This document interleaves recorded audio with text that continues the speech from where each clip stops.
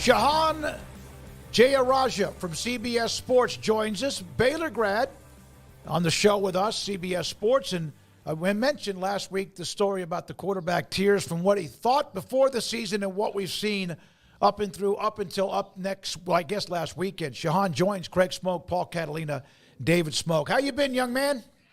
I've been good. Thank you so much for having me. So what are your expectations of what we see tonight with the what release? Will there be a surprise in your opinion? Are people going to get mixed up because the top four are the best right now, highest-ranked conference leaders? Or what do you expect? Well, I do think that the biggest thing that people need to get used to is the difference between ranking and seeding. That is going to confuse people so much through the first couple weeks of this. And this is going to come down to, like you mentioned, conference championships. The top four seeds in the college football playoff will not be the top four teams in the college football playoff. Those are going to be two different things.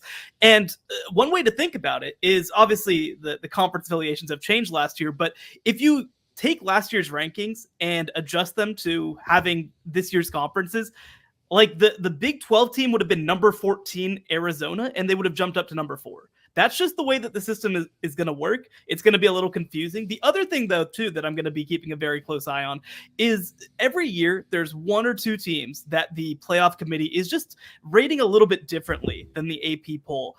I think it might be BYU. I think that BYU might end up a little higher than people expect. 2 really good wins in SMU and Kansas State. No losses to this point. They're behind multiple one-loss teams in the AP poll right now. I think that they might end up a little bit higher than that. Do you think that there will be some seeding outrage from conferences like the Big 12 and ACC who probably have a better case than certain teams to be in here because of their quality wins that will not be listed in the top 12? Well, I think that a big piece of this is going to be where do a lot of these 2-loss SEC teams turn up? Because I will say, whatever you want to say, like Iowa State would have been a top 10 team if they don't lose last weekend. They kind of mess it up for themselves. Clemson, they would have been a top 15 team if they don't lose last weekend. So I think that BYU and Miami are going to be the only two teams from those two conferences that feel very, very comfortable. SMU may be a third team that gets in there as well. But I do think that how many teams they're behind or who else is in that group is going to be a big part of this. If we look up and Iowa State is like number 17 or 18, that is really bad news for the Big 12. It means that essentially no one other than BYU has any ability to create an at-large case for themselves for the rest of the season. Same deal with Kansas State. If Kansas State's like not in the rankings, for example, that's a huge deal, not just for the Big 12, but also for BYU as they try to make their case. So the way that all 25 of those seeds ultimately worked out is going to be a huge deal for kind of trying to define how good are these teams and what is the upside for a team even like BYU or Miami. Shehan, with the Big 12, and you mentioned Iowa State, K-State taking those losses last week and really didn't, especially K-State's chances, but BYU, is Colorado kind of still in that mix, do you feel like? Is that a team you're eyeing as far as the rankings go? Because they've got a lot left and only that one loss over their heads as well. It just feels like they don't necessarily get lumped in. Do you think that starts to change now as we get later in the year? Well, I think that for Colorado, just like for Kansas State, they're alive, but only if they win a conference championship. You mentioned 1 loss in conference play, 2 losses overall, including the loss to Nebraska. And so they have to win the conference, in my opinion, in order to make the field. Now, if you look at the Big 12 standings right now, they're right there. They have every bit as much of a chance as everybody else. And they actually play a huge game from a tiebreaker perspective this week against Texas Tech. If they win that game, then they put themselves in a really good position against a team like Iowa State who just lost, and it'll come down to mutual opponents. It gets a little confusing, but they are very much alive from that perspective. I expect them to be certainly in the top 25. I think if they're in the top 20-ish, I think that's pretty good news for the Big 12 overall. But again, them along with Kansas State, I think they have to win the Big 12 in order to get in. Yeah, that last weekend for the Big 12, because they don't have a lot of openings. There's not a lot of like mulligans with K-State losing and also the loss as well by Iowa State. If BYU runs the table, which I don't know if that's going to happen, but they've been solid, in Utah, of course, this weekend, how can they? Is it what you just said, the only way they would get 2 is if UCF stays unblemished and then lose in the Big 12 to one of those other 2 teams? You mean BYU? BYU, I'm sorry. Yeah. Yes. I think that the only way that they could get to is if BYU is undefeated heading into the Big 12 title game and a team pulls an upset. Yeah. Because I think that a one-loss Big 12 team is in really good shape as an at-large. And that's what was so great heading into Week 10 is that there were two undefeated teams left with Iowa State and BYU. Well, now if Iowa State has 2 losses and obviously one of those is in the Big 12 title game to BYU, I don't know necessarily that just a win against Kansas State, which would essentially be the majority of their resume, is enough to get them in as a 2-loss team over the amount of 2-loss teams that they're going to be. I think they're going to be relatively low priority from that perspective. Now, look, if Iowa State goes 12-1 and upsets BYU, of course, Iowa State gets in. I think 12-1 BYU still gets in without much issue.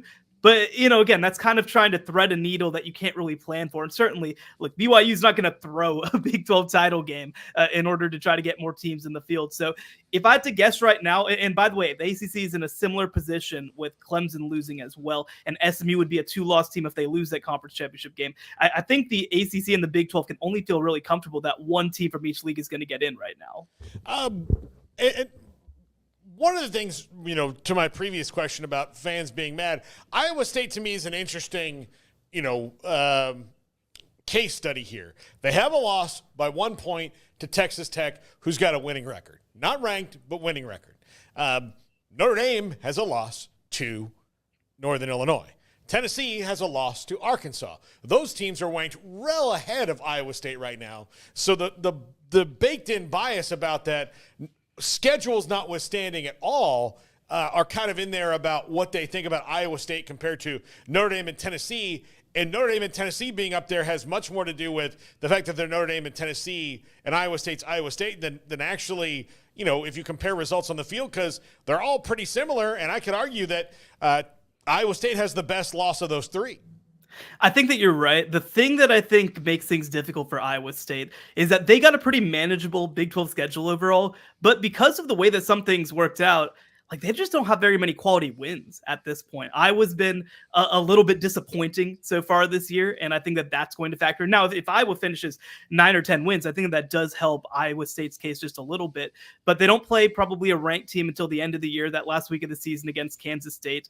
And so I think it's really going to be more trying to evaluate where the wins are. Now, like you said, the loss that they took, it's not a bad loss whatsoever. I think that Iowa State's still a very good, very talented team. But for example, with Tennessee, you have a win over Alabama. That's a top 15 team. With Notre Dame, you have a win over Texas A&M, who's a top 20 team, and also one against Louisville. I think that that's the biggest thing that's going to be held against them. But I agree. I would have them in that same tier as those teams.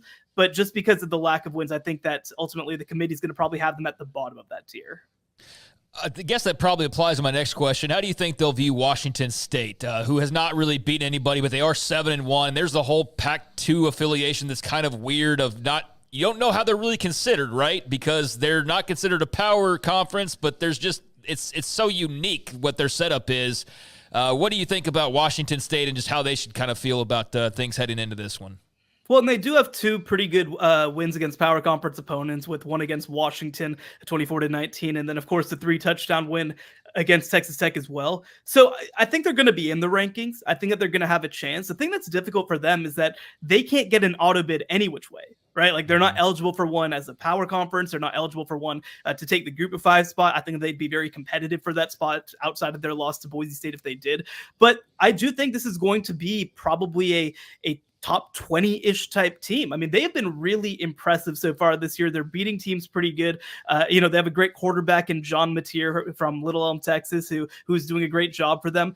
But again, it just makes their path a little complicated. I don't know if they have a pathway all the way into the top 11, which is essentially what you'd need to make it as an at-large team without a conference affiliation, essentially. But I do think they're going to be part of this conversation. And also, by the way, if they're ranked pretty high, which I think they deserve to be, that's only going to help Boise State as well. Yep, because they have the win against them. Is there anything else that we haven't brought up about tonight that might prime? I saw you did the top 5 things to get ready for tonight. I love that. Is there anything else that you want to add to that mix that we haven't brought up yet? Yeah, I do want to touch on Boise State for 1 second, and there's two sides of this. It's really the question of, are they closer to the top or are they closer to the field? And what I mean by that is Boise State is going to be in a position, right? In the AP poll, they're number 12 right now. They're going to be in a position where, one, they might not just default in as the number 12 seed in the rankings if they do get the group of 5 slot, because they might be ranked higher than top 12 in the rankings. The other piece, though, too, that I'm going to be keeping a very close eye on is just how far ahead of the other group of 5 teams are they, including, by the way, against undefeated Army, including against 1-loss Louisiana, 2-loss Tulane, etc. And the other piece is, how close are they to the potential champions from the ACC and the Big 12? Because, for example, let's say in the ACC, let's say that that Clemson makes it through and they win as a 2-loss team. Well, is Boise State ranked ahead of that team? And would they then be able to get a first-round bye and a top 4 seed potentially by finishing ahead of the ACC champion? People need to remember, it's not the power conference teams that are guaranteed a top 4 seed. It's the top 4 champions, regardless of what conference they come from. So I think whether Boise State is closer to, let's say, Miami or BYU or ahead of Clemson is going to be very valuable to figure out, versus are they closer to falling behind into the Tulanes, the Louisianas, the Armies? Yeah, that's something that we've tried to bring up a couple of times on this show. People get confused. It's not the top 4 power conferences that get the byes. There used to be 5 of them. It is the top 5 conference champions. And I think sometimes people are not paying attention to that.